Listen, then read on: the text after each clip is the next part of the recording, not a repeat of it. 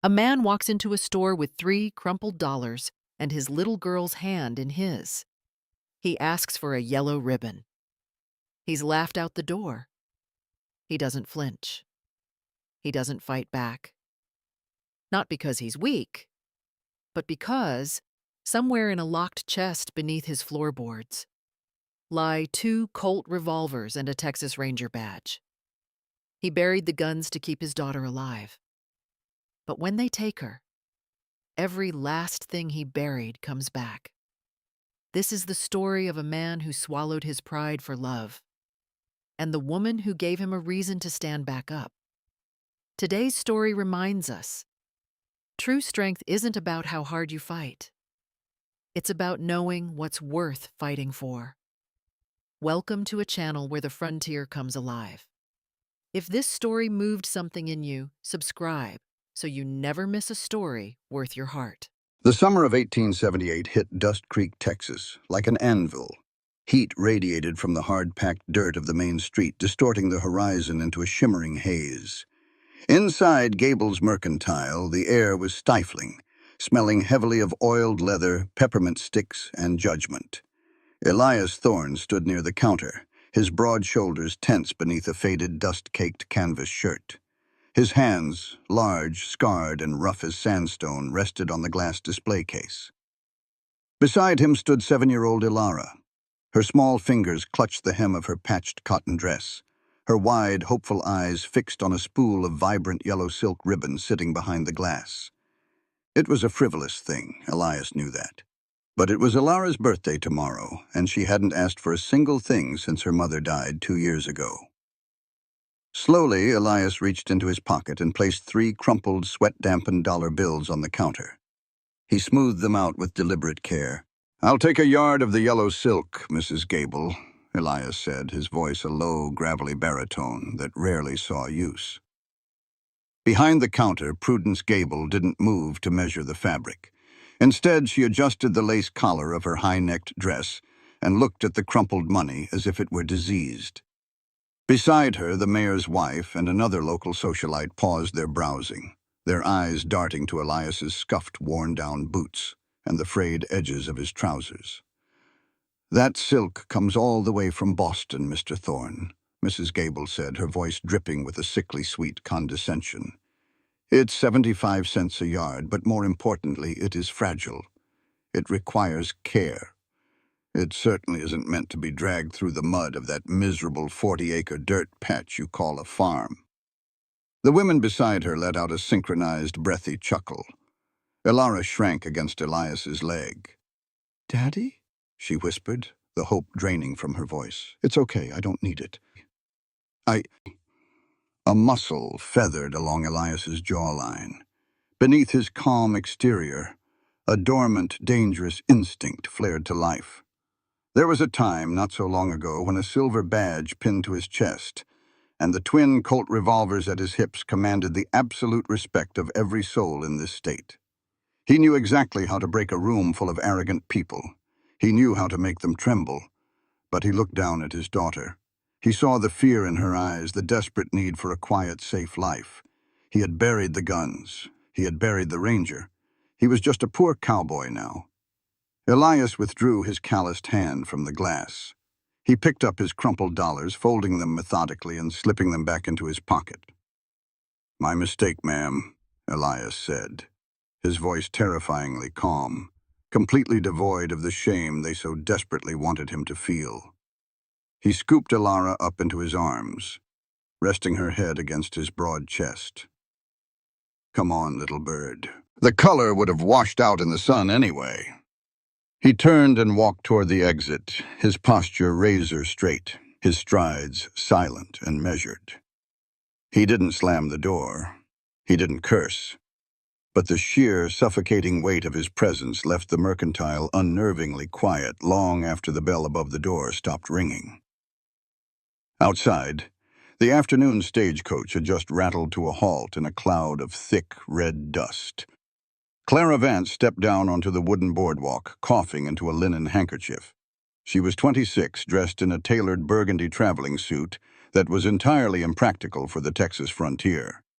She had spent 2 grueling weeks on a train and a coach, fleeing the gilded cage of Boston society and a suffocating marriage her family had tried to force upon her. She was here to claim the Vance Ranch, the only property her late father had left her. It was her ticket to true independence. As she brushed the dust from her skirt, the door to the mercantile opened. Clara paused. A tall, rugged man emerged carrying a weeping child.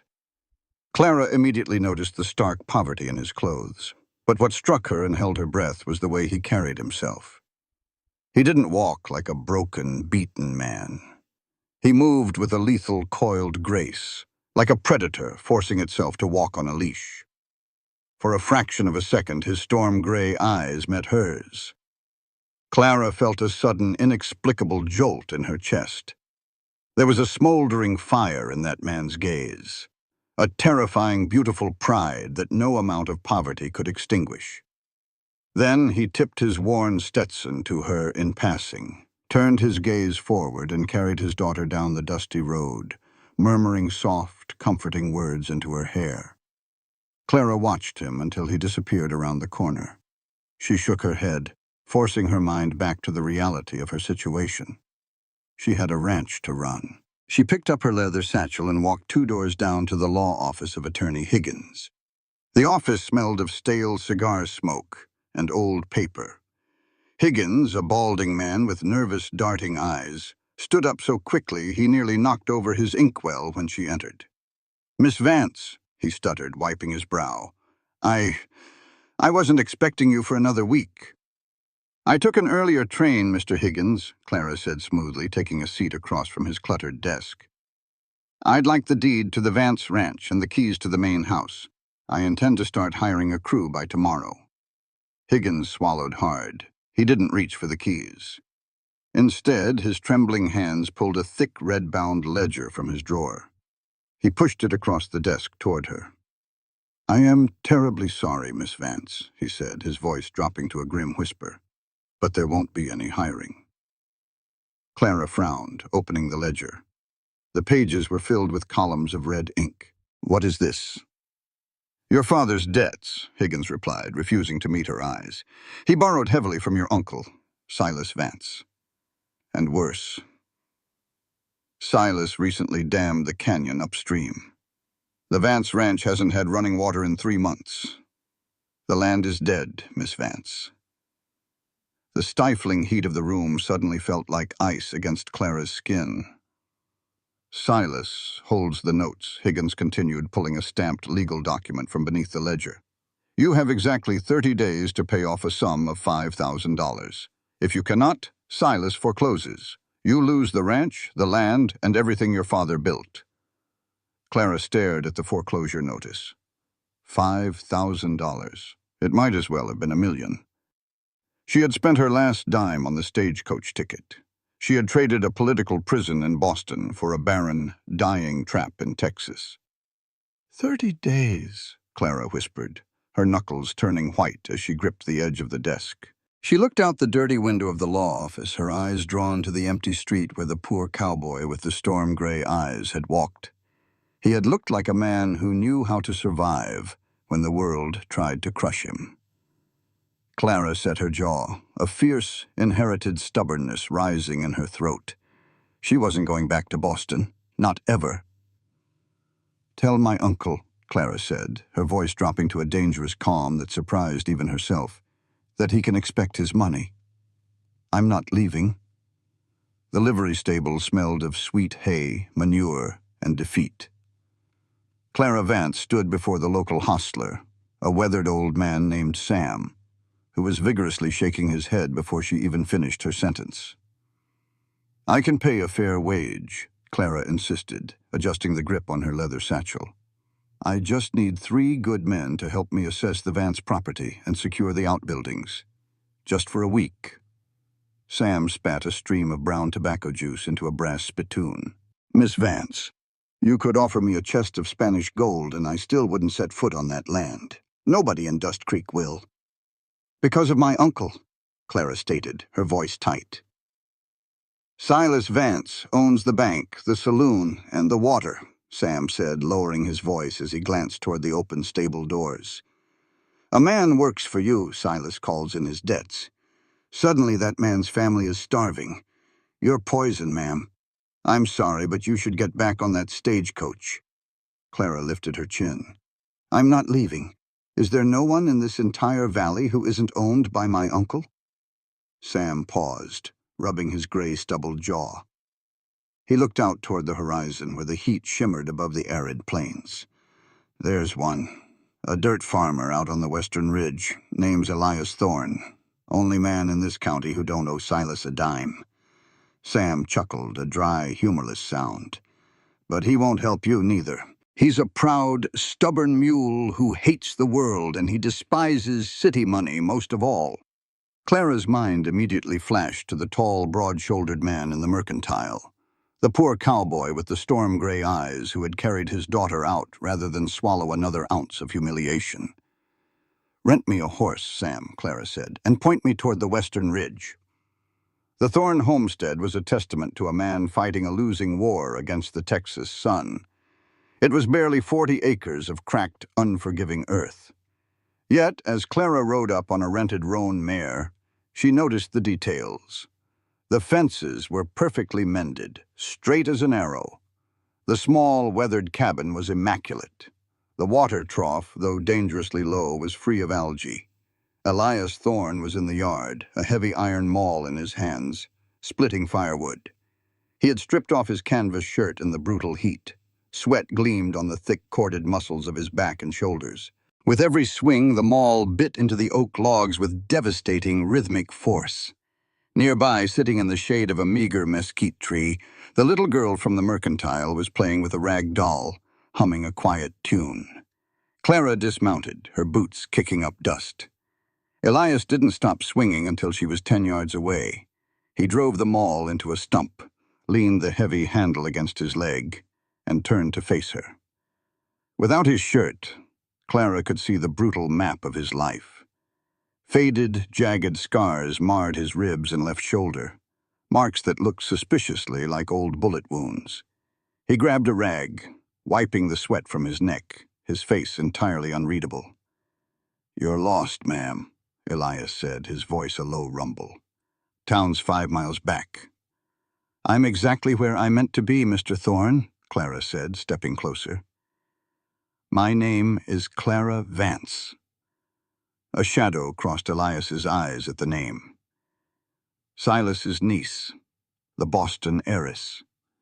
He tossed the rag onto the chopping block. "Like I said, you're lost." "I need a foreman," Clara said, refusing to be intimidated by his sheer physical presence or his cold reception. "My uncle has choked off the water to my ranch and bought off every able-bodied man in town. I was told you don't owe him anything." Elias looked her up and down, taking in the tailored burgundy suit, the pristine leather satchel, the soft hands of a woman who had never worked a day in the dirt. "I don't work for city folk playing rancher," Elias said flatly. He reached for his shirt, pulling it over his broad shoulders. "And I sure as hell don't step into the middle of a Vance family feud. Silas plays dirty. I have a daughter to raise, and I intend to do it in peace." "It's not a game," Clara fired back, her frustration boiling over. "If I lose that ranch, I lose my freedom. I can pay you, Elias. Once I sell off the remaining herd—" "With what water?" Elias interrupted, his gaze piercing hers. "Your uncle dammed the canyon. Your herd is likely half dead already. You have 30 days until he forecloses. It's a rigged hand, Miss Vance. Fold your cards and go back east." Clara stared at him, her chest heaving. She saw the ironclad wall he had built around himself. He was protecting the little girl under the tree, but his dismissal stung more than she expected. "My father taught me that a man's worth was measured by his grit, not his bank account," Clara said, her voice shaking with quiet fury. "I thought, after seeing what happened to you in town today, you might understand what it means to be pushed into a corner by arrogant people. Clearly, I was wrong." She didn't wait for a response. Clara turned on her heel, marched back to her mare, and hauled herself into the saddle. She spurred the horse hard, galloping away toward the dying Vance Ranch, leaving Elias standing silently in the dust. The Vance Ranch was a graveyard of broken dreams. When Clara arrived 2 hours later, the sheer scale of the decay hit her like a physical blow. The massive main house was shuttered and peeling. The sprawling corrals were empty, save for 3 half-wild mustangs that had been abandoned in a dilapidated holding pen. The creek bed that ran through the center of the property was baked white and cracked. She had no men. She had no water. But she refused to sit in the dirt and cry. Clara stripped off her heavy velvet riding jacket, tossing it over a fence rail. She rolled up the sleeves of her white blouse. If she was going to lose this place in 30 days, she was going to go down fighting. She spotted a broken water pump near the corral and grabbed a heavy iron wrench from a rusted toolbox nearby. As she approached the pen, the mustangs paced nervously. They were thirsty, agitated, and wild. Clara unlatched the heavy wooden gate to get to the pump. The rusted hinges shrieked. Suddenly a loud crack echoed through the heavy air like a gunshot, but metallic. A secondary gate meant to keep the mustangs separated snapped off its rotted leather hinges. The largest mustang, a massive, terrified black stallion, panicked. It charged the gap. Clara spun around, but her boot caught in the deep, cracked mud of the dry trough. She fell hard against the wooden rails, dropping the wrench. The stallion reared up, blocking the sun, its front hooves thrashing the air, 1,000 pounds of raw, panicked muscle coming straight down at her. Clara threw her arms over her head, bracing for the crushing impact. It never came. A blur of motion collided with the stallion.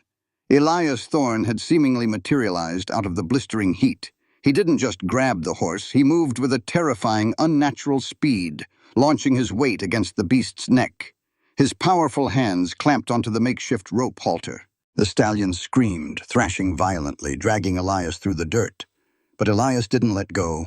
His muscles corded, his boots digging trenches into the dry earth as he applied a brutal, expert leverage to the animal's jaw, forcing its head down, down, down until the horse stumbled and yielded, snorting heavily, pinned in place by sheer, dominant force. Clara scrambled backward, her heart hammering against her ribs like a trapped bird. Elias was breathing hard, the veins in his neck bulging. He held the stallion steady, his storm-gray eyes locked onto Clara. There was a raw, primal danger radiating from him. The ghost of the Texas Ranger he used to be, entirely unleashed for a fraction of a second. "I told you," Elias growled, his voice thick with adrenaline. "You're going to get yourself killed." The gate," Clara stammered, pointing a shaking finger. "It just snapped." Elias's gaze shifted from her pale face to the broken gate. He slowly tied the subdued stallion to a reinforced post. He walked over to the secondary gate that had given way, his boots crunching in the dirt. He knelt down, running his calloused thumb over the heavy leather strap that had supposedly rotted away. He went completely still. Clara pushed herself up from the ground, brushing the dirt from her skirt. "Elias? What is it?" Elias stood slowly. He turned to face her, holding up the thick leather strap. The edge wasn't frayed by time or weather. It was a clean, sharp slice. "Leather doesn't break like this," Elias said, his voice dropping to a chilling, deadened whisper. He looked past her, his eyes scanning the tree line of the sprawling, empty ranch. It was cut, sliced halfway through with a hunting knife, just waiting for someone to open the main latch and spook the herd. Clara felt the blood drain from her face. "You mean—" "I mean this wasn't an accident, Miss Vance." Elias dropped the cut leather into the dust, his jaw setting into a hard, unforgiving line. "Silas isn't just trying to bankrupt you. Someone is actively trying to put you in the ground." The silence that followed Elias's grim discovery was heavier than the suffocating Texas heat. He dropped the sabotaged leather strap into the dust, his storm-gray eyes locked onto the distant tree line. Clara stood frozen by the corral, her heart still hammering against her ribs. She had come to Dust Creek expecting a legal battle with a greedy uncle. She hadn't expected a war. Elias let out a long, slow breath. He turned back to her, his jaw set like granite. Pack your bags, Miss Vance. I'll ride with you to the stagecoach depot. You need to leave town before the sun sets. No. The word left Clara's mouth before she even registered it. Elias stepped closer, his sheer size casting a long shadow over her. Did you not hear me? That strap was cut. If I hadn't been here, that stallion would have caved your chest in and the sheriff would have written it off as a tragic accident of an inexperienced city girl. Silas isn't playing games. And neither am I, Clara fired back, tilting her chin up to meet his fierce gaze. If I run, he wins. He takes my father's legacy and I go back to Boston to be sold off in a marriage of convenience to save my mother's social standing. I would rather die on this dirt. Elias stared at her. He searched her face for the pampered fragility he expected from a wealthy heiress. Instead, he found a stubborn, blazing defiance that mirrored his own. He cursed softly under his breath, rubbing the back of his neck. I have a 7-year-old girl to think about. Bring her here, Clara said quickly. The main house is a fortress compared to that cabin. I have food, I have room, and... She hesitated, lowering her voice. And I have no one else, Elias. Name your price. Elias looked at the dilapidated ranch, the dry creek bed, and finally at the fierce, trembling woman standing before him. He knew men like Silas Vance. They didn't stop until they were put down. If he rode away now, Clara would be dead by the end of the week. $30 a month, Elias said, his voice dropping to a gravelly murmur. I run the labor. You don't step foot outside this house after dark, and when I tell you to drop, you drop. No arguments. Clara exhaled a shaky breath of relief. Agreed. I'll fetch Ilara and our things, Elias said, turning toward his rented horse. Don't go near the corrals until I get back. By the end of the first week, the Vance Ranch had stripped away whatever remained of Clara's Boston refinement. The reality of the frontier was a brutal, relentless grind. With the water choked off by Silas's dam, they had to haul heavy oak buckets from a meager muddy spring 2 miles away just to keep the remaining horses alive. Elias worked like a machine fueled by silent, burning focus. He repaired the sabotaged gates, reinforced the barn, and stood guard with an old Winchester rifle slung over his shoulder. He expected Clara to retreat to the shade of the main house. He expected her to quit. She didn't. On the 7th afternoon, the sun was a punishing, white-hot blister in the sky. Elias was sinking new cedar posts along the eastern fence line. He drove the post-hole digger into the baked earth, the muscles in his back straining against his sweat-drenched shirt. He paused, wiping his brow, and looked down the fence line. Clara was 50 yards away, dragging a heavy spool of barbed wire. Her tailored burgundy suit had been replaced by one of her late father's oversized linen shirts, tucked into a sturdy riding skirt. Her immaculate hair was tied back in a messy, sweat-slicked braid. Elias watched as she dropped the spool, letting out a sharp gasp of pain. She peeled off her expensive leather riding gloves. Her palms were torn open, angry red blisters weeping clear fluid. Elias set his tools down and walked over. His long strides ate up the distance silently. Clara jumped when his shadow fell over her. She quickly tried to hide her bleeding hands behind her back, her cheeks flushing with a mix of heat and embarrassment. I just need a moment, she muttered defensively. The wire caught on my glove. Elias didn't say a word.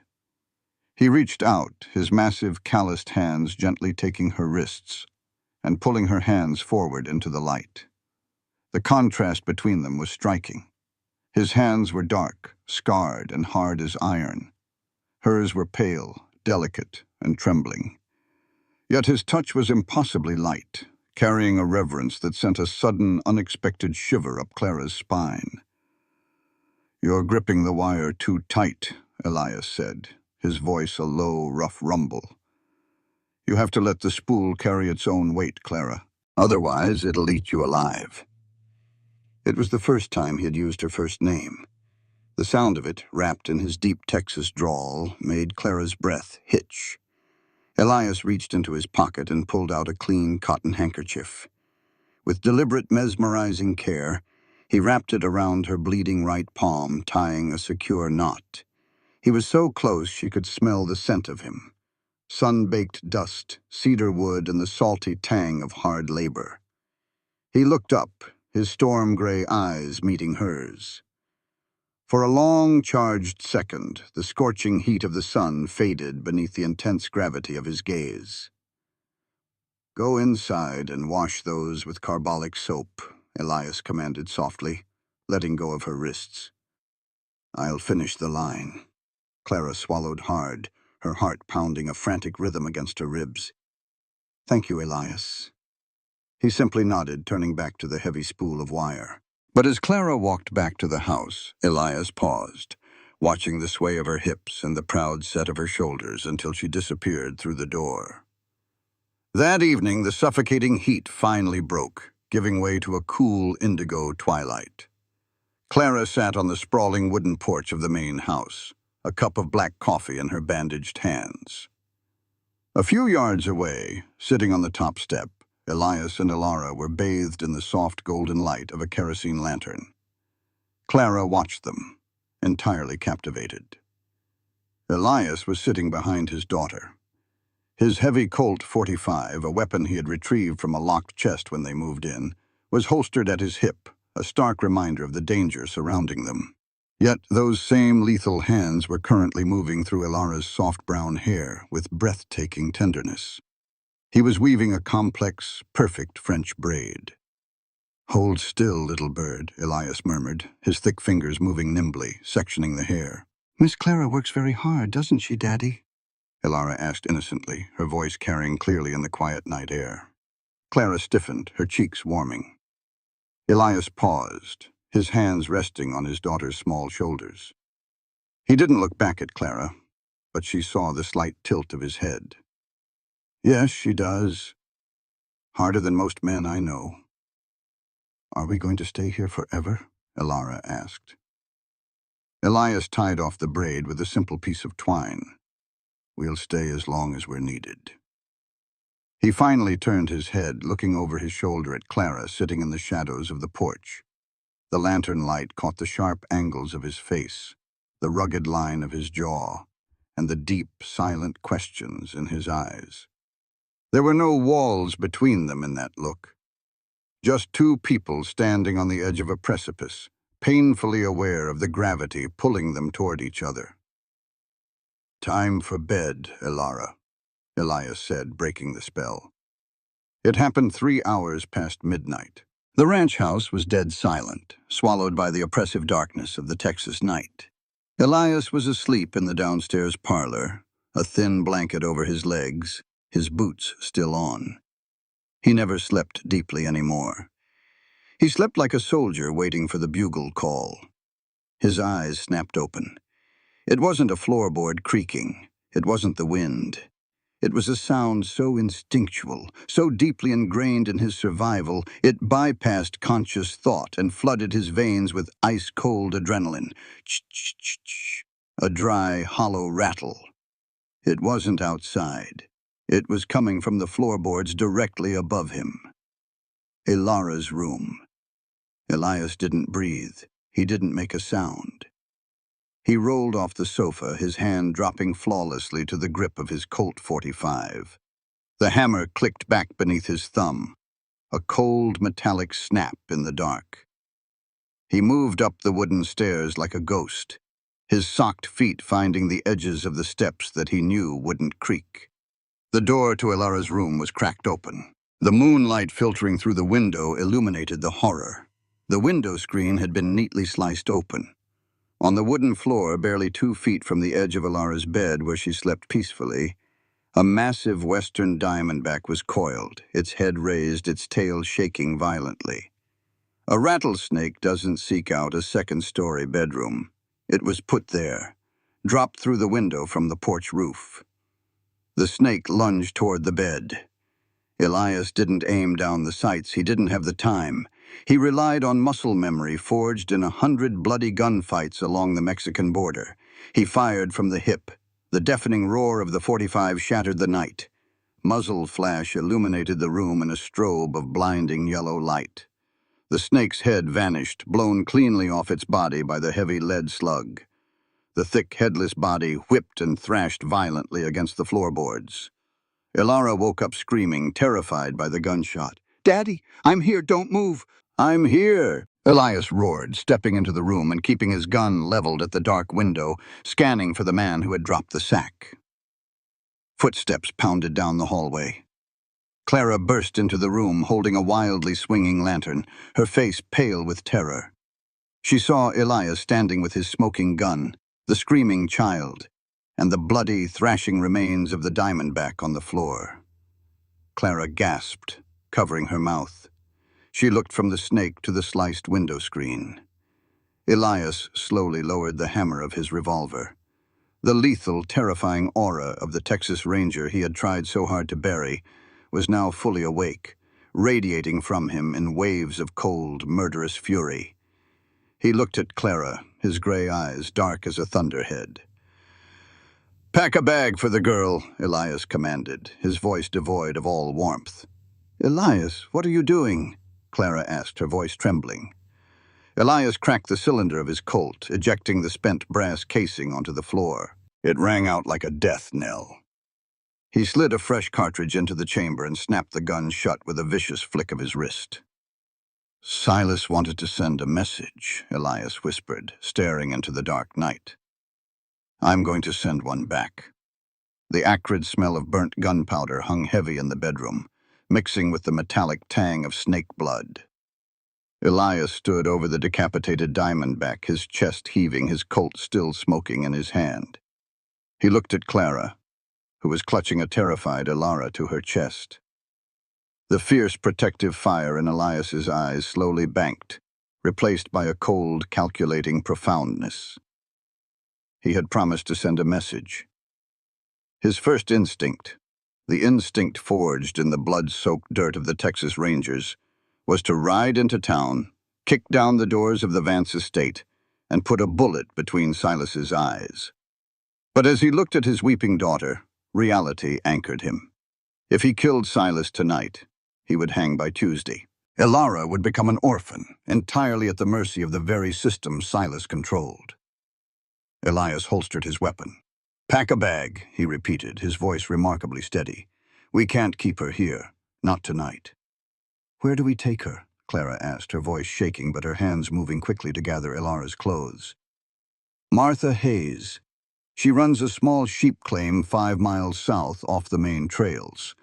Silas's men don't bother her because she's got nothing worth stealing, and she sleeps with a scattergun under her pillow." Elias picked up the snake's carcass by the tail, his face a mask of disgust, and tossed it out the shattered window.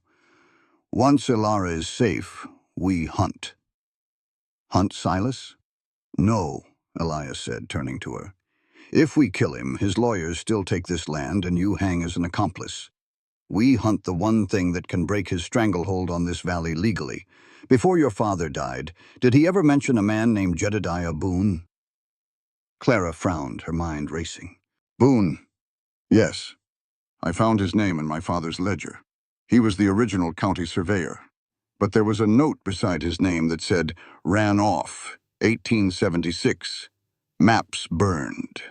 "His office burned," Elias corrected, his gray eyes narrowing. "Jedediah didn't. Silas's men tried to silence him because Boone refused to sign off on the new property lines Silas drew up. Boone is paranoid, half crazy, and he knows this land better than the coyotes. He fled up into the Diablo Canyons. If he knows the truth about the property lines, his testimony could invalidate my uncle's claim," Clara realized, a spark of hope igniting in her chest. Elias nodded. "If he's still alive, and if we can find him before Silas's men realize we've left the ranch." By dawn, Ilara was safely tucked away in Martha Hayes's remote cabin. Elias had handed the tough, gray-haired widow a box of buckshot and a silent look of gratitude. Martha had simply nodded, racking her shotgun. "Nobody gets past the porch, Elias. You just come back alive." The Diablo Canyons earned their name. They were a jagged, brutal scar of red rock and scrub brush that cut through the hill country like a jagged knife wound. The heat was unforgiving, baking the canyon walls until they radiated like an open oven. Clara and Elias rode in silence, the only sounds the rhythmic thud of hooves and the clinking of harness brass. Clara was exhausted. Her muscles screamed from the sheer physical toll of the past week, and her hands throbbed beneath her makeshift bandages. The saddle rubbed her thighs raw through her heavy skirt. But every time Elias glanced back to check on her, fully expecting her to ask for a rest, Clara simply wiped the sweat from her brow, squared her shoulders, and nudged her horse forward. Elias felt a grudging, profound respect taking root in his chest. He had known frontier women who would have broken under half of what Clara had endured. But this Boston heiress had a spine made of forged steel. As the sun dipped below the jagged rim of the canyon, the temperature plummeted with shocking speed.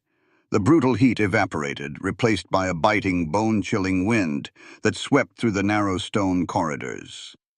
Elias called a halt in a deep, sheltered slot canyon. It was a tactical camp, defensible, hidden from the high ridges, with a small overhang that would mask the smoke of a fire. They unsaddled the horses in silence. Elias built a small, smokeless fire using dry mesquite twigs, while Clara unrolled their sleeping mats. The adrenaline that had sustained her for the past 24 hours finally crashed. She sat on her bedroll close to the small flames, her arms wrapped tightly around her knees, her teeth chattering uncontrollably.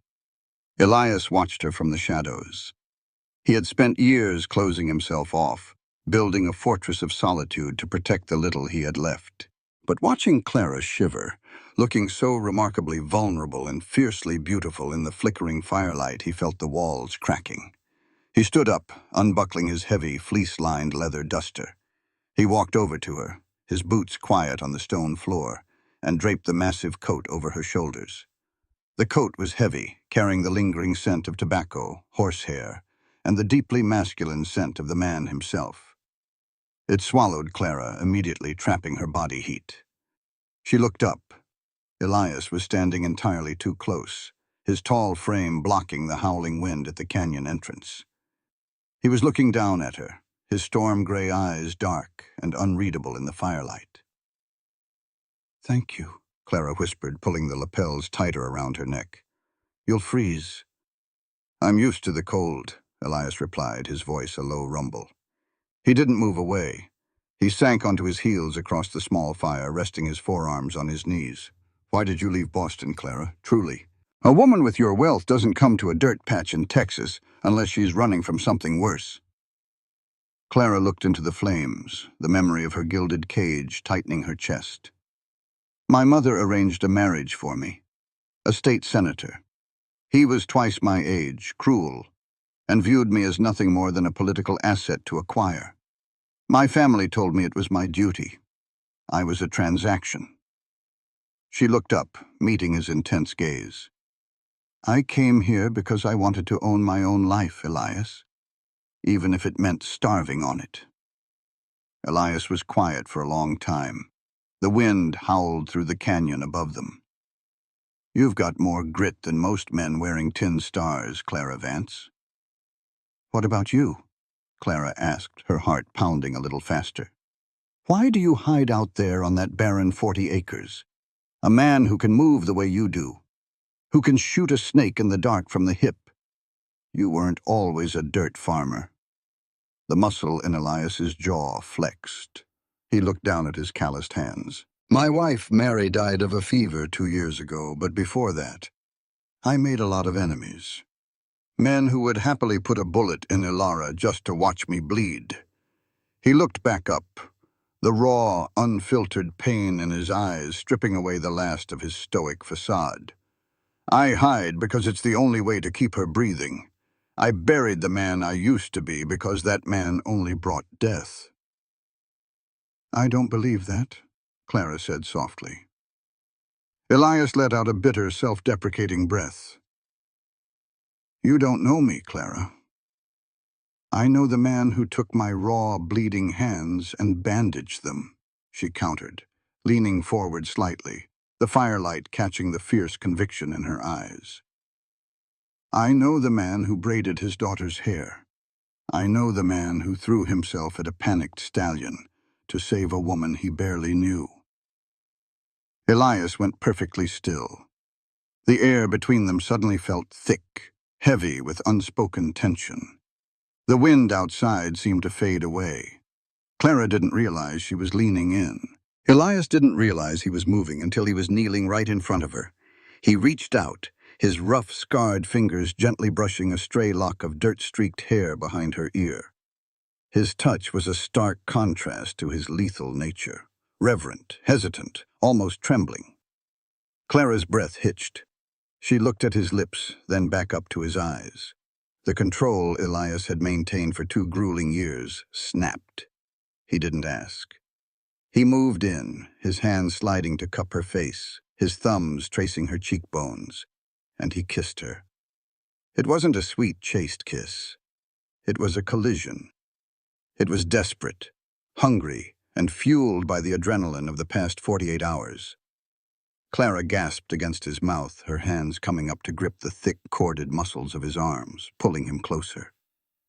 Elias let out a low groan, shifting his weight, his mouth slanting over hers with a bruising, demanding heat that ignited a fire in Clara's veins far hotter than the flames beside them. For a few suspended moments in the freezing canyon, there was no Silas Vance. There was no debt, no past, no danger.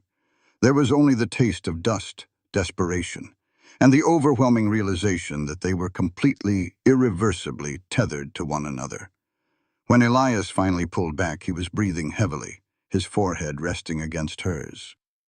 "If we don't fix this," Elias whispered fiercely, his thumbs stroking her cheeks, "Silas will kill you, and I can't let that happen.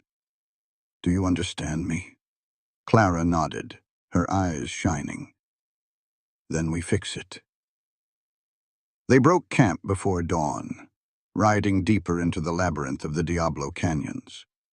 By mid-morning, Elias's tracking skills led them up a treacherous, narrow goat path to a high cave overlooking a dry riverbed.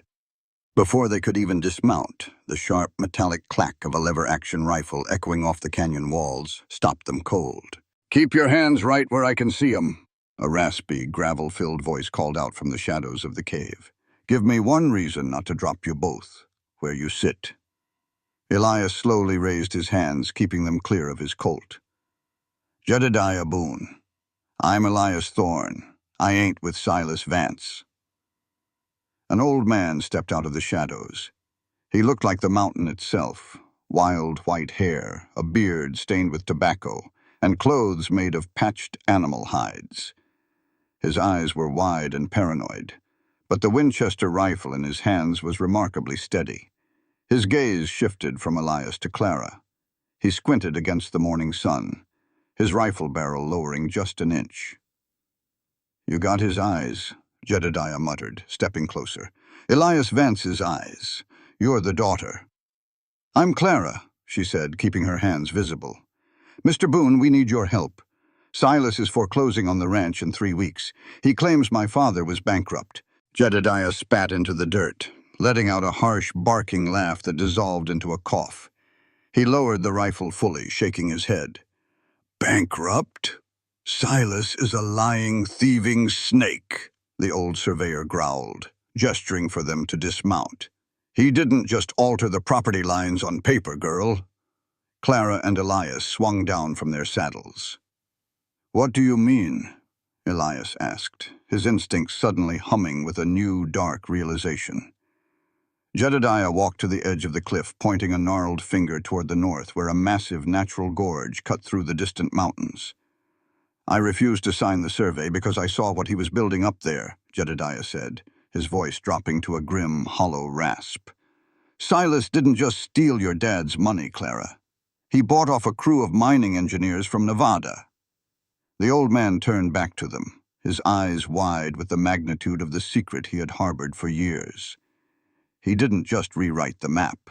He blew the canyon gorge to hell. He built a hidden dam behind, armed with Jedediah Boone's sworn, hastily scribbled map detailing the exact location of Silas's illegal dam. Elias and Clara rode out of the Diablo Canyons with a newfound, dangerous hope. They pushed the horses hard, racing the setting sun. If they could blow the dam and restore the river, Silas's leverage over the valley would evaporate overnight. Clara Vance wouldn't just save her ranch, she would break her uncle's empire. But as they crested the final ridge overlooking the Vance property, the fading twilight was violently torn apart by an unnatural, churning glow. Elias hauled back on the reins, his horse rearing slightly. "Dear God," Clara breathed, her blood running cold.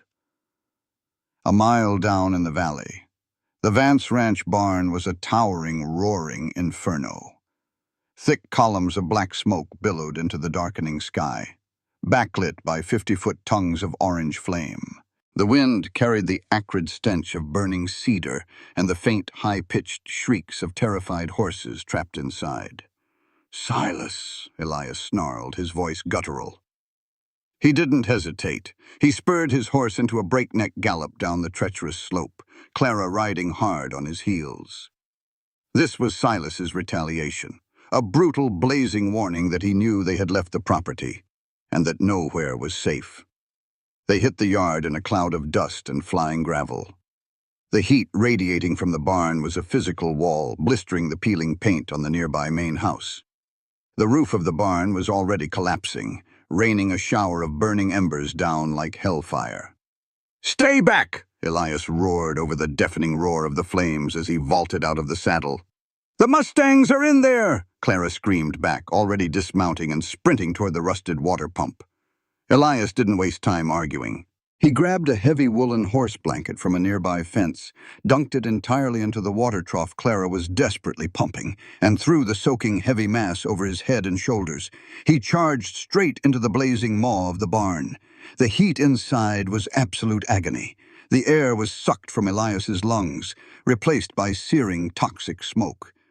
Through the blinding haze, he saw the 3 wild Mustangs rearing in their stalls, kicking violently at the reinforced timber, their eyes rolling white with primal terror. A burning support beam cracked overhead, groaning like a dying beast. Elias kicked the latch off the first stall, his boot shattering the hot iron. He grabbed the terrified black stallion by the halter, dragging the massive, thrashing animal through the smoke. "Here, go!" he bellowed, shoving the horse out the main doors into the cool night air. He ran back in. The second horse bolted past him, finding the exit on its own. But the third was frozen, trapped in a corner stall, as the ceiling directly above it began to buckle. Elias sprinted forward, throwing his weight against the gate. As he unlatched it, the main crossbeam directly above him snapped. A massive, flaming timber plummeted downward. Elias shoved the horse hard to the left, taking the brunt of the falling wood. The blazing beam glanced off his right shoulder and upper arm, tearing through his soaked canvas shirt with a sickening sizzle. Elias let out a raw, involuntary shout of pain, the impact driving him to his knees. The smell of searing flesh hit his nose. He scrambled backward, coughing violently, dragging himself and the final Mustang out of the barn just as the entire roof caved in with an earth-shaking explosive crash. A shockwave of heat and sparks threw Elias into the dirt of the yard. "Elias!" Clara was there in a heartbeat, falling to her knees in the mud beside him. She dropped the heavy water bucket, her hands frantically grabbing his uninjured arm, pulling him further away from the radiant heat. Elias lay on his back, gasping for oxygen, his chest heaving as the cool night air finally hit his lungs. The barn was gone, reduced to a massive glowing pyre. But the horses were out, galloping frantically into the dark pasture. Clara looked down at his right arm. The sleeve of his shirt was burned away. The skin of his bicep and shoulder was an angry, blistering red, charred at the edges where the timber had struck him. "You're burned," Clara choked out, her face pale beneath a thick mask of black soot. Her hands were shaking. "You fool! You could have died in there." Elias swallowed hard, fighting through the blinding pain. He looked up at her, seeing the genuine raw terror in her eyes. "I couldn't let him take anything else from you." Clara's breath hitched. She didn't care about the smoke, the dirt, or the heat. She gripped his good shoulder tightly. "Can you walk? I need to get you inside, now." The kitchen of the main house was quiet, lit only by the steady golden glow of a single kerosene lamp on the heavy oak table. Elias sat on a wooden stool, his jaw clenched tight. Clara stood beside him, holding a basin of cool water, a bottle of strong whiskey, and a clean, torn linen sheet. She had washed the soot from her own face, but her eyes were still wide with residual adrenaline. "You have to take the shirt off, Elias," Clara said softly, setting the basin down. Elias hesitated. He looked away, the muscles in his jaw ticking. He had managed to hide his past in the dark canyon, but in the harsh, unforgiving light of the kitchen, there would be no shadows to conceal his history.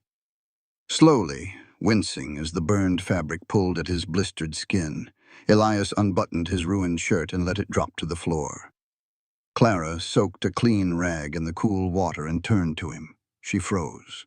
The burn on his right shoulder was severe, but it was nothing compared to the violent topography of the rest of his torso. Elias Thorne's body was a map of extreme violence, a jagged, puckered white scar cut across his left rib cage, the unmistakable entry wound of a high-caliber bullet. Another star-shaped scar sat just beneath his collarbone. Across his back, faded but still starkly visible, were the long, overlapping silver lines of a blade. This wasn't the body of a dirt farmer who occasionally got into a saloon brawl. This was the body of a man who had survived a war. Clara's hand trembled slightly as she gently pressed the cool, wet cloth to his fresh burn. Elias flinched, his massive chest rising with a sharp intake of breath, but he didn't pull away. "You told me you made enemies," Clara whispered, her eyes tracing the scar above his heart. "You didn't tell me you fought an army." Elias stared straight ahead at the dark kitchen window. The silence stretched, heavy and profound, until he finally surrendered the truth he had guarded for years. "I wasn't just a lawman, Clara," Elias said, his voice a low, hollow rasp. "I was a ranger captain. My company patrolled the border down by the Nueces Strip. We didn't deal in arrests. We dealt in cattle rustlers, cartels, and men who burned whole settlements to the ground for sport." Clara poured a measure of whiskey onto a clean cloth. "Hold your breath," she warned softly. She pressed the alcohol to the burn. Elias's hands gripped the edge of the wooden stool so hard the wood groaned, but he didn't make a sound. "I put a lot of bad men in the ground," Elias continued, his voice tight with pain. "But for every man I killed, a brother or a son or a gang member swore revenge. When my wife got sick, I realized the badge was a target painted on my family's back. When she passed, I knew they would come for Ilara next to punish me." Clara carefully wrapped the clean linen around his shoulder, tying it off with gentle, precise movements. "So you disappeared?" "I became a ghost," Elias said, finally turning to look at her. "I took a barren patch of dirt in a corrupt town where nobody asks questions. I let the town gossips treat me like dirt. I let Mrs. Gable laugh at my clothes, because every time I swallowed my pride, every time I walked away from a fight, it meant Ilara got to live one more day in peace." Clara's heart broke, the final pieces of the puzzle snapping into place. The poor cowboy she had seen in the mercantile hadn't been a victim of his circumstances. He was a lethally dangerous man, voluntarily locking himself in a cage of humiliation out of pure, uncompromising love for his child. "You are the strongest man I have ever known," Clara said, her voice fierce with conviction. She stepped closer, stepping between his knees, and gently framed his rugged, scarred face with her hands. Elias looked up at her, his storm-gray eyes wide and incredibly vulnerable. "Clara, you don't have to hide anymore, Elias," she whispered, leaning down to press a soft, lingering kiss against his forehead, right over a faint scar near his hairline. "We are going to take this town back, together." Elias closed his eyes, leaning into her touch. For the first time in years, the crushing, solitary weight of his existence felt bearable. Then the silence of the night was shattered by the frantic, chaotic drumming of approaching hooves. Elias's eyes snapped open. The vulnerability vanished instantly, replaced by cold, razor-sharp instinct. He grabbed his Colt from the table, ignoring the screaming pain in his burned shoulder, and strode onto the front porch, Clara right behind him. A lone horse was galloping wildly up the long driveway, a dark figure slumped over its neck. As the horse reached the yard, it slowed, exhausted. The rider slid out of the saddle and collapsed heavily into the dirt. Elias vaulted off the porch, sprinting toward the fallen figure. He rolled the person over. It was Martha Hayes. The tough, gray-haired widow was covered in blood. A vicious, deep laceration ran along the side of her head, matting her hair with dark crimson. She was gasping for air, her hands clutching weakly at Elias's shirt. "Martha!" Elias barked, his heart stalling in his chest. "Martha, look at me! Where is she?" Martha coughed, a terrible rattling sound. Her eyes fluttered, struggling to focus on Elias's face. "I'm sorry. Elias, I'm so sorry. I tried. I emptied the scattergun, but there were too many of them." Clara dropped to her knees in the dirt, pressing a cloth to Martha's head wound, tears springing to her eyes. "Who, Martha? Who came?" "Silas's men," Martha choked out, her grip on Elias's shirt tightening in a spasm of despair. "They came in the dark. They burned the barn here to draw you out, so they could hit my cabin." The world seemed to stop spinning. The roaring of the distant flames faded into a deafening, ringing silence in Elias's ears. "Where is my daughter, Martha?" Elias asked, his voice dropping to a whisper so cold it seemed to freeze the Texas air. "They took her," Martha wept, her eyes rolling back. "They took Ilara." Martha lost consciousness, going limp in Clara's arms. Clara looked up terrified to see Elias slowly standing up from the dirt. The stoic, quiet cowboy was gone. The man who had patiently swallowed the town's insults was dead. In his place stood the ranger captain, the monster who had survived the Nueces Strip, awakened and fully unleashed. Elias stared toward the town of Dust Creek, his storm-gray eyes utterly devoid of light, empathy, or mercy. He slowly thumbed back the hammer of his Colt 45. Silas Vance just made his last mistake, Elias whispered into the dark, the Black Ridge. "Silas Vance didn't buy the town, girl. He stole the whole damn river." Clara dragged the unconscious Martha Hayes into the parlor, her muscles screaming in protest. She laid the older woman on the sofa, pressing a clean, folded towel against the bleeding gash on her head. Martha's breathing was shallow but steady. When Clara finally looked up, her blood ran cold. Elias Thorne was standing in the center of the room, completely transformed. He had kicked aside the faded rag rug and pried up a loose floorboard. From the hidden compartment, he had pulled a long, heavy wooden box. The lid was open. Inside lay the tools of a ghost. Elias didn't speak. His face was carved from granite, his storm-gray eyes flat and terrifyingly empty.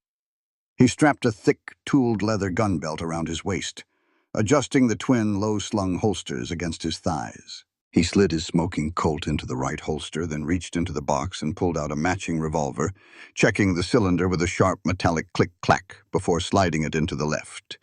Next came a massive bone-handled Bowie knife, which he sheathed and slid into his right boot. Finally, he lifted a Winchester 1873 lever-action rifle, its blued steel gleaming in the lantern light, and shoved a handful of extra cartridges into his pockets. He moved with a mechanical, chilling efficiency. The poor, humiliated dirt farmer who had swallowed Mrs. Gable's insults was gone. "Elias," Clara whispered, stepping away from the sofa. Elias paused, looking at her. The sheer predatory weight of his gaze made Clara's breath hitch. "Bar the doors," Elias commanded, his voice a low, gravelly rasp that left no room for argument. "If anyone comes up that drive who isn't me, you shoot through the wood." He turned toward the door. "I'm coming with you," Clara said. Elias stopped, his hand on the doorknob. "No, you're not. This isn't a trail ride, Clara. These men took my daughter. What I'm going to do to them, it isn't something you need to see." "Silas took her because of me," Clara fired back. her voice shaking but her chin held high. She grabbed her father's heavy riding coat and pulled it on. "I am the reason your daughter is out there in the dark with those monsters. I am not sitting in this house waiting for a ghost to return. You need someone to watch your back. You need someone to hold Ilara when you find her." Elias stared at her. He saw the tremble in her hands, but he also saw the fierce, unyielding iron in her posture. She wasn't asking for permission. He didn't have time to argue. Every second that ticked by was a second Ilara was crying in the dark. "Saddle the horses," Elias said coldly, "and keep up." The Texas night was a vast, unforgiving ocean of black. The moon was a mere sliver, offering barely enough light to see the ground. But Elias didn't need the sun. He tracked like a wolf, catching a scent on the wind. He read the dirt with terrifying speed. A crushed patch of sagebrush here, a deeply gouged horseshoe print there. 5 riders, Elias muttered, swinging smoothly back into his saddle after checking the ground. "They're riding heavy and fast, pushing the horses. They aren't heading for town. They're cutting north toward the old silver claims at the base of the Black Ridge." Clara urged her rented mare forward, staying tight on his flank. "Why there?" "It's isolated. Lots of caves and abandoned mine shafts. It's where Silas's hired guns hole up when they aren't intimidating farmers." Elias's jaw tightened. "It's a dead end." They rode relentlessly for 2 hours, the terrain growing steeper and more treacherous as they climbed into the foothills. The air grew colder, but Elias didn't seem to notice. He was a man possessed, operating entirely on a lethal, singular focus. Finally, Elias held up a clenched fist. Clara pulled back on the reins immediately. They had reached the edge of a deep, bowl-shaped depression in the rocks. Below them, tucked against the sheer cliff face of an abandoned mine entrance, a campfire flickered. Elias dismounted smoothly, sliding his Winchester from the scabbard. He gestured for Clara to follow him to the ridge edge. They crept forward on their bellies, peering over the jagged limestone. Down by the fire, 5 rough-looking men were passing around a bottle of whiskey, laughing and boasting. Their horses were tied to a picket line nearby, and there, tied to the heavy wooden spoke of a broken-down mining wagon, was Ilara. She was curled into a small ball, her face buried in her knees, her shoulders shaking with silent sobs. One of the men, a massive brute with a thick black beard, kicked dirt at her boots. "Quit your whining, brat," the brute slurred, taking a swig from the bottle. "Your dirt farming daddy ain't coming. Probably hiding under his bed right now." On the ridge, Clara felt a surge of pure, blinding hatred. She looked at Elias. Elias's face was completely devoid of emotion. It was a terrifying, absolute calm. He handed the reins of his horse to Clara. "Stay here," Elias whispered, his eyes locked on the camp below. "When the shooting stops, bring the horses down. Do not come down before then." Clara swallowed hard, gripping the leather reins. "Elias, bring her back." Elias didn't answer. He slipped over the edge of the ridge, melting into the shadows like smoke. Clara watched, her heart pounding a frantic rhythm against her ribs. She lost sight of him almost immediately. For 2 agonizing minutes, there was nothing but the crackle of the campfire and the crude laughter of Silas's men. Then, the perimeter guard, a lanky man relieving himself near the tree line, suddenly jerked backward into the darkness. There was no shout, just a faint rustle of brush, a dull thud, and the man was gone. Clara clamped her hand over her mouth. Down in the camp, the brute with the black beard frowned, squinting into the dark. "Hey, Miller, what's taking you so long?" A figure stepped out of the absolute darkness and into the flickering orange perimeter of the firelight. It was Elias. His Winchester was leveled at his hip. The remaining 4 men froze, their whiskey-fogged brains struggling to comprehend how the poor, humiliated dirt farmer had bypassed their watch and suddenly appeared in their camp. "Let the girl go," Elias said. His voice didn't boom. It was quiet, steady, and cut through the night air like a razor blade. The brute stared, then let out a bark of laughter, dropping the whiskey bottle. "Well, I'll be damned. The coward actually showed up," he sneered, his hand hovering over the butt of his revolver. "You're out of your depth, farmer. There's 4 of us, and 1 of you. Put the rifle down before we gut you." Elias's gray eyes flicked over the men, analyzing their stances, their weapons, their twitching fingers. "I'm not a farmer." The brute drew his gun. He never cleared leather. Elias moved with a blinding, explosive violence that defied human limitation. He didn't raise the rifle to his shoulder. He levered and fired from the hip in a fraction of a second. Crack! The heavy .44-40 slug shattered the brute's right shoulder. The man screamed, spinning backward into the dirt, his unfired gun flying into the darkness. The camp erupted in chaos. The other 3 men scrambled for their weapons. Crack! Elias levered the rifle with a blur of motion. The second man's knee exploded in a spray of crimson, dropping him to the ground, howling in agony. The third man managed to fire a wild shot. The bullet whined past Elias's ear, tearing a hole through his duster. Elias didn't flinch. He dropped the Winchester, his hands crossing his body in a lightning-fast draw. Both twin Colts cleared their holsters simultaneously. Bang! Bang! 2 precise, crippling shots. The third man took a bullet through his gun hand, shattering his wrist. The fourth man caught a slug in his thigh, dropping him to the dirt before he could even cock his hammer. It was over in less than 5 seconds. The echo of the gunfire rolled across the canyon walls, fading into a heavy, groaning silence. 4 armed men lay writhing and bleeding in the dirt. Elias stood perfectly still in the center of the camp, smoke curling lazily from the barrels of his revolvers. He hadn't killed them. He had systematically, surgically dismantled them. He wanted them alive. He wanted them to carry a message back to Silas. Elias twirled the right Colt, holstering it with a smooth, practiced motion, keeping the left gun leveled as he walked toward the wagon. "Daddy!" Elara was sobbing hysterically, straining against the ropes. Elias dropped his second gun into its holster and fell to his knees beside the wagon wheel. He pulled the Bowie knife from his boot, slicing through the thick ropes in one fluid motion. He threw the knife into the dirt and pulled his daughter into his chest, burying his face in her hair.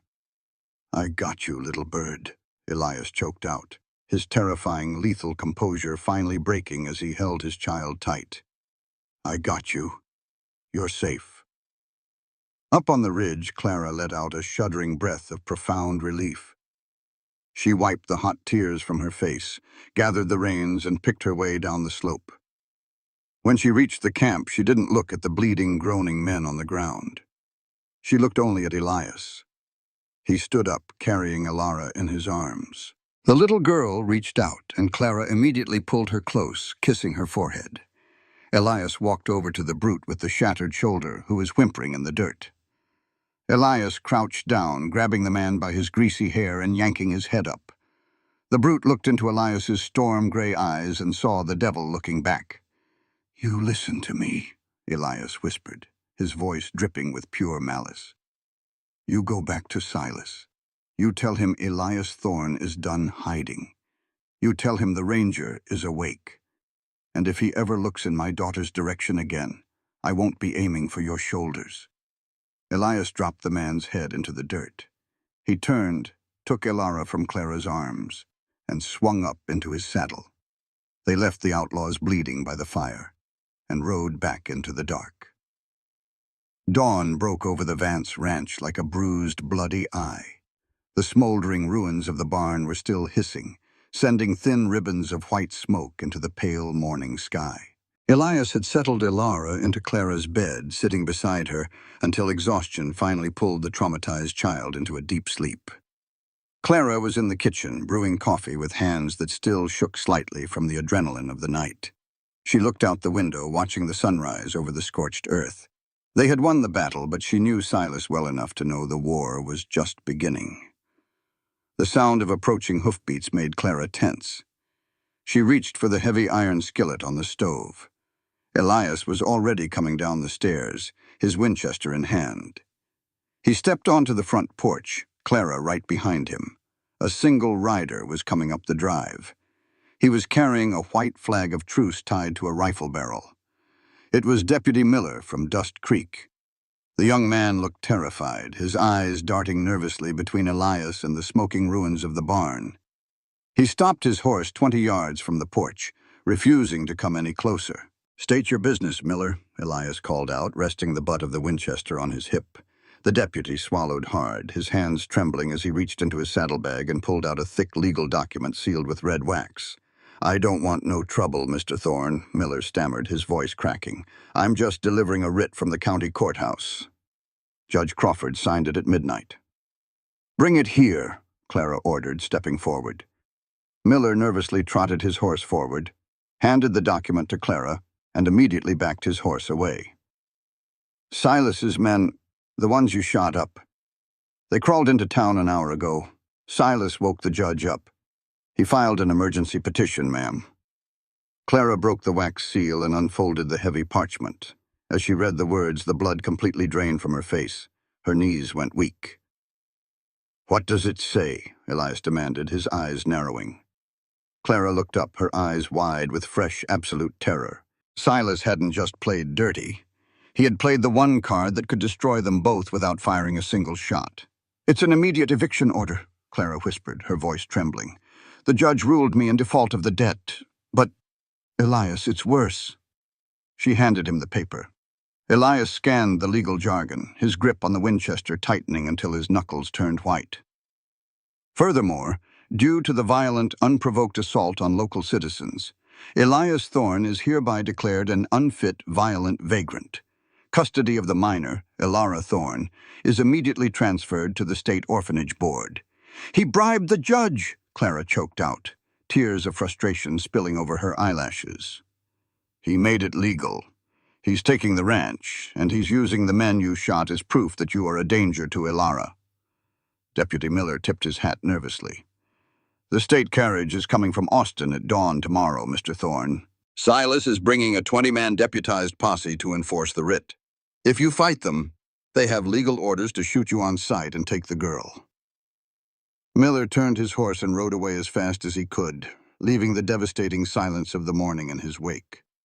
Elias stared at the paper in his hand. The paper that stripped him of his land, his freedom, and his child. Silas had outmaneuvered the gun. He had used the law as a noose. Elias slowly crumpled the writ in his fist. He looked out over the dying ranch, the smoldering barn, and the dusty road leading to the corrupt town of Dust Creek. The wolf had woken, but Silas had just backed it into a corner with nowhere left to run.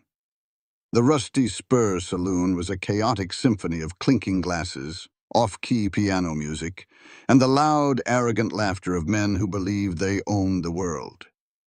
It was Friday night in Dust Creek.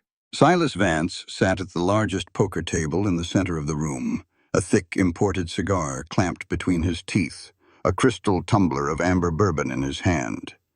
Surrounding him were the town's elite, the corrupt mayor, the bought and paid-for sheriff, and a half-dozen of Silas's heavily armed enforcers. They were celebrating. The writ of eviction was signed. By dawn, the Vance Ranch would officially belong to Silas. The Boston heiress would be destitute, and the stubborn dirt farmer who had caused him so much trouble would be in irons or in the ground. His brat shipped off to an Austin orphanage. "To the Vance legacy," Silas toasted smoothly, raising his glass. The sheriff raised his mug to clink it, but the glass never made contact. The heavy swinging saloon doors didn't just open. They were kicked apart with such violent force that one of the wooden hinges cracked, the sound echoing like a gunshot over the piano music. The piano player abruptly stopped. The laughter died in the throats of 50 men. Elias Thorne stood in the doorway. He wasn't wearing the frayed canvas shirt or the patched trousers of a humiliated dirt farmer. He wore a long, heavy leather duster that swept the floorboards, sweeping back just far enough to reveal the twin Colt revolvers strapped low and lethal against his thighs. His Stetson was pulled low, casting his storm-gray eyes in deep, predatory shadow. He didn't look like a man who had come to beg for his daughter. He looked like the angel of death. Elias stepped into the saloon. The heavy thud clink of his silver spurs was the only sound in the suffocating silence. Men instinctively scrambled out of his way, pressing their backs against the bar. A hired gun near the billiards table twitched, his hand dropping toward his holster. Elias didn't even turn his head. He just stopped, shifting his weight a fraction of an inch, his hand hovering over the pearl grip of his right Colt. The hired gun swallowed hard, slowly raising his hands and stepping back. Elias walked straight to the center table. He stopped, inches from Silas Vance. Silas lowered his cigar, his smug smile faltering slightly beneath the crushing, terrifying gravity of Elias's stare. But Silas was a man of wealth and power. He recovered quickly, leaning back in his chair. "Well," Silas sneered, waving his cigar, "look what the stray dog dragged in. If you've come to surrender, Thorne, you're a few hours early. The sheriff doesn't take custody of the girl until dawn." "I didn't come to surrender," Elias said. His voice wasn't a shout. It was a low, guttural rumble that carried to every corner of the silent room. "I came to give you a legal notice." The sheriff snorted, standing up and resting his hand on his gun belt. "You ain't got no legal standing, dirt farmer. I've got a writ from a state judge." Elias reached into his heavy duster. Half a dozen hired guns drew their weapons, the air filling with the metallic clack-clack of hammers cocking back. Elias didn't flinch. He didn't rush. He pulled his hand free and slammed a heavy, solid object onto the center of the poker table. The impact rattled the whiskey glasses. It was a badge, hand-cut from a Mexican silver peso, engraved with a solitary star set inside a wheel. Company D, Texas Rangers. The sheriff stared at the tarnished silver, the color completely draining from his face. Silas's cigar froze halfway to his mouth. "My name is Captain Elias Thorne," Elias declared, his voice cutting through the stale air like a scythe. "And as of this exact moment, the Vance Ranch and the surrounding Diablo Canyons are under active federal ranger jurisdiction, pending a state investigation into conspiracy, land theft, and attempted murder." You've been inactive for 2 years," the sheriff stammered, taking a nervous step back. "You have no authority here. No, a ranger's authority doesn't wash off, and it doesn't expire," Elias growled, stepping into the sheriff's personal space towering over the corrupt lawman. "Your judge's writ is null and void under state emergency statutes. You set one boot on that property tomorrow, Sheriff, and I will arrest you for treason against the state of Texas. You unholster a weapon on my land, and I will put you in the dirt." Elias turned his piercing gaze back to Silas. The land baron's face was purple with rage. The illusion of his absolute control had just been shattered in front of the entire town. The humiliated dirt farmer they had laughed at for years was a living, breathing legend of the Texas frontier. "You think a piece of tin scares me?" Silas hissed, standing up, planting his hands on the table. "I own this town. I own the judge. I own the water. Tomorrow morning I am taking that ranch, Thorne, and I am taking your daughter." Elias leaned in close. The smell of cedar smoke and raw danger radiated off him. "You bring your men to my gates, Silas. Bring every gun you can buy, because I'm done hiding, and I'm going to burn your empire to the ground." Elias didn't wait for a response. He turned his back on a room full of armed, dangerous men, the ultimate display of absolute lethal confidence, and walked back out the swinging doors. Inside the saloon, the silence held for a long, heavy moment. Then Silas Vance violently swept his arm across the poker table, sending glasses, cards, and bottles crashing to the floor in a fit of explosive rage. "I want every man on the payroll saddled by 4 a.m., Silas roared, spittle flying from his lips. He pointed a trembling finger at his hired guns. "I don't care about ranger jurisdiction. I don't care about the law. We ride at dawn. We burn the house. We kill the ranger. And we bury the Boston bitch in the ashes."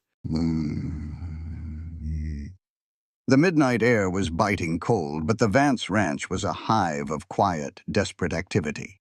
Elias stood by his horse in the shadows of the porch, securing a heavy canvas saddlebag behind the cantle. He handled the bag with extreme care.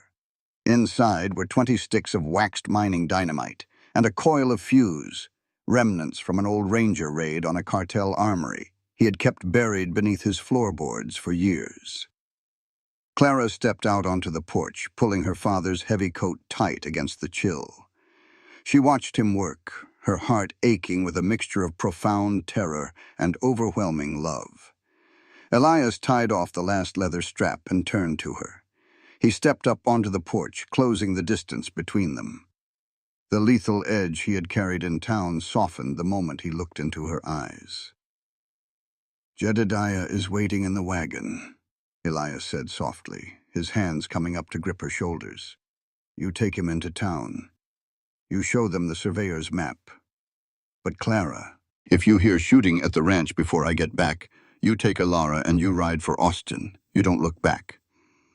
"I am not leaving you," Clara whispered fiercely, her hands moving up to grip the lapels of his duster.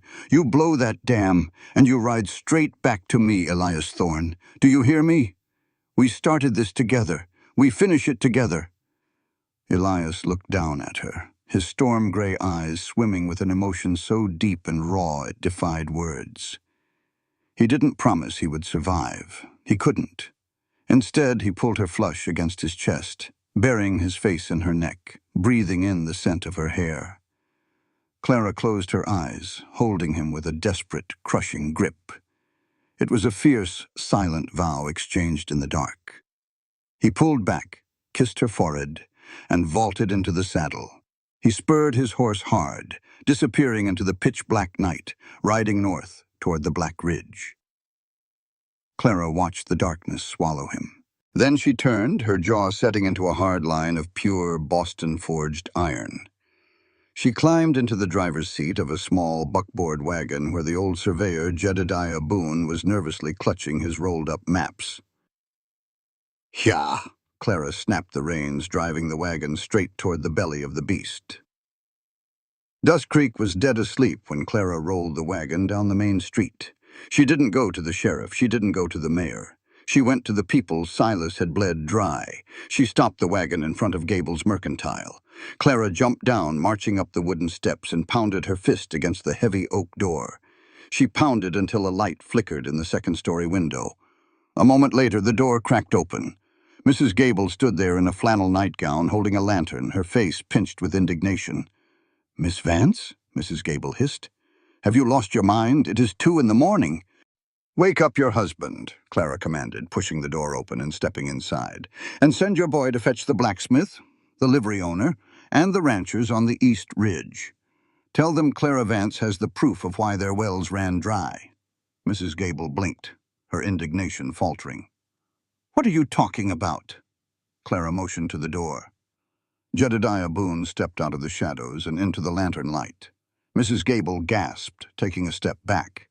Everyone in town thought the old surveyor had died in the fire 2 years ago. "He didn't die, Mrs. Gable," Clara said, her voice echoing in the quiet store. "Silas tried to kill him, because Jedediah knew Silas was building a dam behind the Black Ridge." Within 30 minutes, the back room of the Mercantile was packed with 10 of the town's most prominent, hard-working citizens. They stood in stunned silence as Jedediah unrolled the original, unaltered topographical map of the valley. "He didn't just cut off the Vance Ranch," Clara said, pointing to the massive blue artery on the map that fed the entire region. "He choked the main artery. He dried up your pastures, your farms, and your wells. He created the drought. And then, when you were all starving and desperate, he offered you loans with interest rates you could never pay."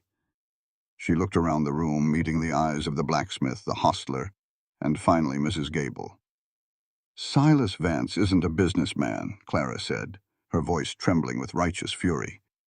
"He is a parasite, and he has kept you all compliant by making you fight amongst yourselves, by making you look down on men like Elias Thorne so you wouldn't look up and see who was actually holding the whip." Mrs. Gable looked at the map, her hands trembling. She thought of the countless times she had mocked Elias, a man who had silently suffered just to buy his daughter a ribbon, while Silas Vance smiled and drank in the saloon, stealing the town's lifeblood. A deep, profound shame washed over the older woman's face. "My God," the blacksmith whispered, his massive fists clenching at his sides. "He took my family's farm last spring. Said it was an act of God that the water dried up." "It wasn't God," Clara said. "It was Silas. And at dawn he is bringing 20 armed men to my ranch to kill the man who is trying to stop him. I am not asking you to fight my war. But if you let him take my land today, he will own your children tomorrow." The room was deathly quiet. Then the heavy scrape of a chair broke the silence. The blacksmith stood up. He didn't say a word. He just turned and walked out the back door, heading straight for his forge to grab his rifle. Sam, the livery owner, spat on the floor and followed him. Mrs. Gable looked at Clara, tears shining in her eyes. I was so blind, Miss Vance. We all were." "Then open your eyes now," Clara said softly. The sky above the eastern horizon began to bleed from bruised purple to a dull ash gray. Dawn was breaking. Silas Vance sat atop a massive chestnut gelding, looking down from the high ridge overlooking the Vance ranch. Behind him sat 20 men, armed to the teeth with repeating rifles and shotguns. The ranch below looked dead. There was no smoke from the chimney. The ruined barn was a black scar on the earth. Silas smiled, a cold, vicious curl of his lips. The great ranger captain had likely realized the odds and fled in the night like a coward. It was going to be an easy slaughter. "Burn the house to the foundation," Silas ordered, drawing his revolver. "If Thorne is in there, shoot him. If the woman runs, shoot her horse. Leave the kid alive for the orphanage." Silas spurred his horse. The private army surged forward, cascading down the ridge like a plague of locusts, the thunder of 80 hooves shaking the dry Texas earth. They tore down the long dirt driveway, weapons raised, screaming like wild dogs. But as they breached the main gate, Silas hauled back on his reins so violently his horse reared. The 20 men behind him skidded to a chaotic, dusty halt, their horses screaming in confusion. Silas stared at the front yard of the Vance ranch, his heart skipping a beat. The ranch wasn't empty. Standing in a wide, unyielding semicircle in front of the porch was Clara Vance. But she wasn't alone. Flanking her were 30 citizens of Dust Creek. The blacksmith held a heavy buffalo rifle. Sam the hostler gripped a double-barreled shotgun. Even Mrs. Gable stood on the porch, her jaw set, holding a rusted six-shooter with trembling but determined hands. They stood shoulder to shoulder, a human wall of defiance, their weapons leveled squarely at Silas's chest. Clara stepped forward, her father's coat snapping in the dawn wind.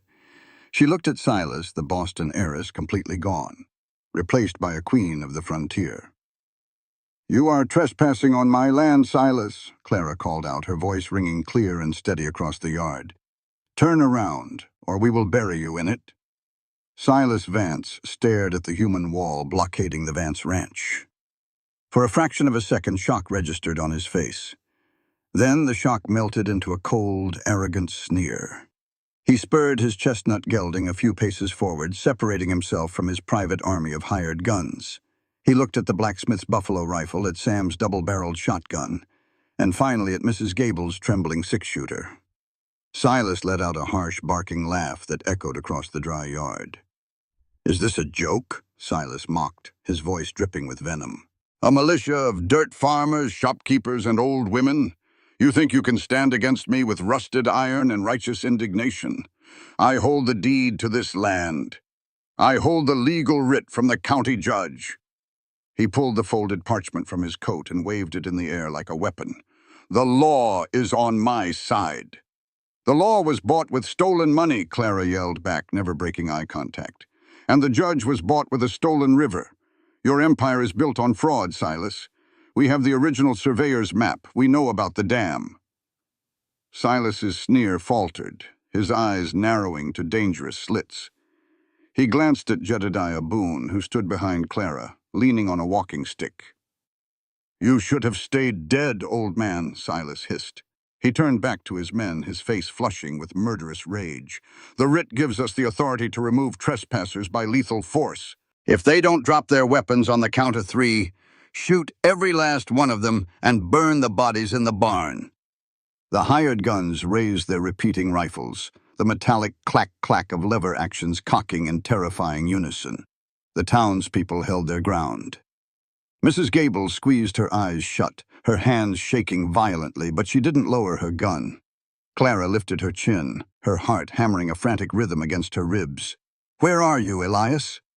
"One," Silas roared. The wind died. The morning air grew suffocatingly still. "Two!" Silas raised his own revolver, leveling it straight at Clara's chest. Clara didn't flinch. She stared down the barrel of the gun, her jaw set in absolute defiance. Silas drew a breath to scream the final number. He never said it. Deep beneath their boots, the earth groaned. It wasn't a sound, it was a physical vibration that rattled the teeth in their skulls. A second later, a deafening, thunderous boom ripped through the valley, echoing off the canyon walls with such apocalyptic force that 3 of Silas's men were thrown from their panicked horses. The blast wave hit a moment later, a rush of displaced air that whipped Clara's hair across her face and sent a cloud of red dust rolling over the yard. Silas fought to control his terrified gelding, his face draining of color as he looked north toward the black ridge. "No," he whispered. "No, no, no." A new sound began to build. It started as a low, continuous rumble, like a runaway freight train tearing through the mountains. The ground shook violently. "Look!" Sam the hostler shouted, pointing toward the dry, cracked creek bed that cut through the center of the Vance property. A massive plume of white mist was rising above the tree line. The rumble grew into a deafening, earth-shattering roar, and then the water hit. A 10-foot wall of churning, frothing, ice-cold river water crashed through the dry canyon. It obliterated the dead brush, violently scouring the baked earth, filling the bone-dry creek bed in seconds. The water surged over the banks, flooding the lower pastures with a violent, magnificent rebirth. The lifeblood of the valley, stolen for years, was rushing back home. Silas Vance watched his monopoly, his leverage, and his absolute power wash away in a torrent of muddy water. His dam was gone. "Kill them!" Silas screamed, completely unhinged, turning his gun back toward Clara. "Kill them all!" Crack! A high-caliber rifle shot rang out from the ridge above them. Silas's revolver shattered in his hand, spinning away into the dirt. Silas screamed, clutching his bleeding, broken fingers, nearly falling from his saddle. Every head in the yard snapped upward. Standing on the high ridge, backlit by the rising Texas sun, was Elias Thorne. His heavy duster snapped in the morning wind. The Winchester rifle was tucked effortlessly against his shoulder. He didn't look like a dirt farmer. He looked like a god of the frontier, dispensing absolute judgment. And he wasn't alone. Cresting the ridge behind him were 10 men wearing long coats, riding magnificent, well-fed quarter horses. The morning sun caught the glint of silver badges pinned to their chests. Federal state marshals. Elias hadn't just blown the dam. He had sent a telegraph to Austin 3 days ago, bypassing the corrupt county officials entirely. Elias spurred his horse, sliding down the steep embankment in a controlled avalanche of dust and gravel, the marshals riding hard on his heels. Silas's hired guns took one look at the legendary ranger captain and the heavily armed federal marshals backing him. The fight completely drained out of them. They dropped their rifles into the dirt, raising their hands in surrender before Elias even reached the yard. Elias rode straight through the parted sea of townspeople, never taking his storm-gray eyes off Silas. He halted his horse inches from the land baron. Silas was cradling his bleeding hand, his face a mask of pure, cornered terror. "You can't do this! I own the judge! I own the law!"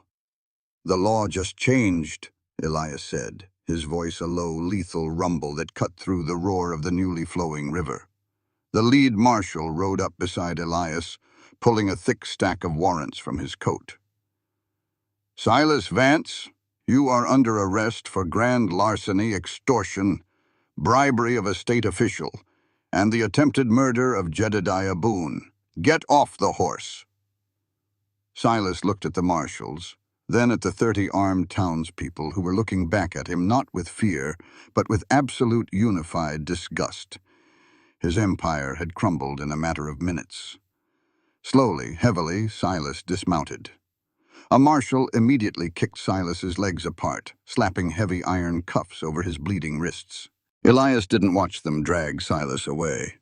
He swung down from his saddle, dropping his rifle. Clara broke through the line of townspeople. She didn't care about the dust, the blood, or the crowd watching them. She threw herself into Elias's arms. Elias caught her, his massive arms wrapping around her waist, lifting her off the ground. He buried his face in the crook of her neck, inhaling the scent of her, his chest heaving as the adrenaline of the past 48 hours finally broke. "You came back," Clara choked out, tears of overwhelming relief streaming down her face. "I told you," Elias whispered fiercely into her hair, holding her so tight she could feel the furious beating of his heart. "I'm done hiding." The following days brought a swift, brutal reckoning to Dust Creek. With Silas Vance in federal custody and his ledger book seized by the marshals, the depth of his corruption was laid bare. Judge Crawford was stripped of his bench and arrested. The sheriff fled into the night, never to be seen again. And because Silas's loans were built on the illegal damming of public waterways, the state of Texas declared every single debt owed to the Vance estate null and void. The town was free. 1 week after the dam fell, the Vance Ranch was alive again. The river flowed clear and strong, the corrals were being rebuilt, and the sound of hammering echoed across the valley. Elias stood on the front porch, watching the water rush over the smooth stones of the creek bed. His burned shoulder was healing, wrapped in clean bandages beneath a new canvas shirt. He felt a small hand slip into his. He looked down. Elara was standing beside him, holding her rag doll, watching the water with wide, fascinated eyes. "It's loud, Daddy," she said softly. "It's the sound of life, little bird," Elias smiled, squeezing her hand. A wagon rolled up the long dirt driveway. Elias's hand instinctively drifted toward his Colt, a habit that would take years to break, but he relaxed when he recognized the driver. It was Mr. and Mrs. Gable. They stopped the wagon near the porch. Mrs. Gable climbed down slowly. She wasn't wearing her usual expression of haughty judgment. She looked humbled, carrying a pristine, rectangular white box tied with a satin ribbon. Clara stepped out of the house, drying her hands on an apron, and stood beside Elias. Mrs. Gable walked up to the porch steps and stopped. She looked at Elias, her eyes shining with unshed tears. For years she had treated this man like dirt beneath her boots. She had mocked his clothes, his poverty, and his struggles, entirely blind to the fact that he was a hero, standing between her town and absolute ruin. "Mr. Thorne," Mrs. Gable began, her voice trembling. "Captain Thorne, I don't have the words to apologize for how I treated you, for how we all treated you. You saved my husband's store. You saved this town." Elias looked at her, his storm-gray eyes calm and unreadable. He had spent years hating the people of Dust Creek, but looking at the older woman now, he saw only the fragile, flawed humanity that he had fought so hard to protect. "I didn't do it for the town, Mrs. Gable," Elias said quietly. He glanced at Clara. "I did it for my family." Mrs. Gable nodded, wiping a tear from her cheek. She knelt down in the dust, bringing herself to eye level with Elara. She held out the white box. "Elara, sweet child," Mrs. Gable whispered. "I was very cruel to you in my store. I am so deeply sorry. A young lady should never be made to cry over something so beautiful. I made this for you." Elara looked up at Elias. He gave her a gentle, encouraging nod. Elara reached out and pulled the ribbon. The lid fell away. Inside, nestled in white tissue paper, was a dress. It wasn't just a ribbon. It was an entire dress made of the finest imported yellow Charleston silk, sewn with immaculate, loving care, complete with delicate lace trim along the collar. Elara gasped, her hands flying to her mouth. "Daddy, look!" Elias felt a tight knot in his throat loosen. He looked at Mrs. Gable, seeing the genuine remorse, and the silent plea for forgiveness in her eyes. Elias extended his large, calloused hand to the woman who had tormented him for years. "Thank you, Prudence. It's beautiful." Mrs. Gable took his hand, letting out a sob of relief. "Thank you, Elias. Thank you." Later that evening, as the sun dipped below the horizon, painting the Texas sky in brilliant strokes of violet and gold, Elias and Clara walked along the banks of the flowing river. "The lawyer from Austin filed the paperwork today," Clara said, leaning her head against Elias's good shoulder. "The Vance Ranch is officially clear of all liens. It's mine." "You earned it," Elias said, wrapping his arm around her waist, pulling her close. "You're going to need a good foreman to help you rebuild the herd." Clara stopped walking. She turned to face him, reaching into the pocket of her skirt. She pulled out a folded legal document and pressed it flat against his chest. "I don't want a foreman," Clara said, her eyes locked on his. "Read it." Elias unfolded the paper. It was a newly minted deed, but it didn't just say Clara Vance. It said Clara Vance and Elias Thorne. She had legally merged his barren 40 acres with her sprawling 15,000, establishing them as equal co-owners of the entire valley. Elias stared at the paper, the words blurring slightly. He had spent his entire life fighting, bleeding, and losing the things he loved. He had never expected to be given an empire. "Clara," Elias breathed, his voice thick with emotion, "I can't take this. I have nothing to give you in return." "You gave me my life," Clara said fiercely, stepping into his space, her hands sliding up to cup his rugged, scarred face.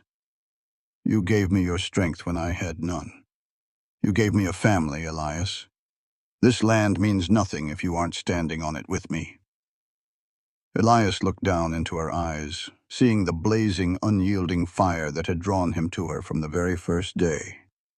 He dropped the deed into the grass. He didn't say another word. He wrapped his arms around her, hauling her flush against his body, and kissed her. It was a kiss that tasted of the wild Texas wind, of promises kept, and of a love forged in the fires of absolute adversity. 1 year later, the great oak tree by the river was in full, magnificent bloom, its heavy green branches providing a canopy of deep shade against the midday Texas sun. The entire town of Dust Creek had gathered on the grassy banks. There were no judgments today. There were no whispers of class or wealth. There was only the joyous sound of fiddles tuning up and the laughter of neighbors who had learned to look out for one another. Elias stood beneath the oak tree. He wore a tailored black broadcloth suit that fit his massive frame perfectly, though the silver ranger badge was noticeably absent from his chest. He didn't need it anymore. His authority in this valley was unquestioned, built not on fear but on profound, earned respect.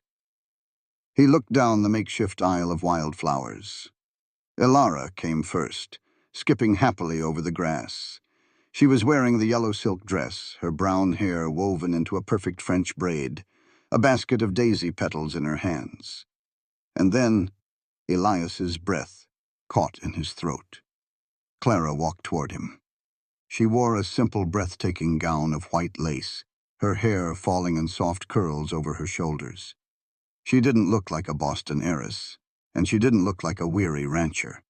She looked exactly like the woman who owned his soul. When she reached him, Elias took her hands. Her palms were still rough with calluses from working the land, and to Elias, they were the most beautiful hands in the world. The preacher spoke words of devotion and eternity, but Elias barely heard them. He was lost in the storm-gray depths of his past, realizing that every brutal mile he had walked, every insult he had swallowed, and every scar he bore had led him to this exact, perfect moment. "I pronounce you husband and wife," the preacher smiled. Elias kissed his bride to the deafening cheers of the town that had once mocked him. Later, as the sun began to set, and the townspeople danced under the lantern light, Elias stood near the edge of the flowing river. He wrapped his arms around Clara from behind, pulling her back against his broad chest, resting his chin gently on her shoulder. Together they watched Ilara running through the tall green grass, chasing fireflies in her bright yellow dress, her laughter carrying on the wind. Elias Thorne closed his eyes, inhaling the sweet scent of the river and the woman in his arms. The wolf was finally at rest. He was no longer hiding. He had taken his stand, and in the ashes of the world he shook. He had built a home that no storm could ever tear down. This content was carefully researched, developed, and manually edited by our team to deliver meaningful stories with valuable life lessons.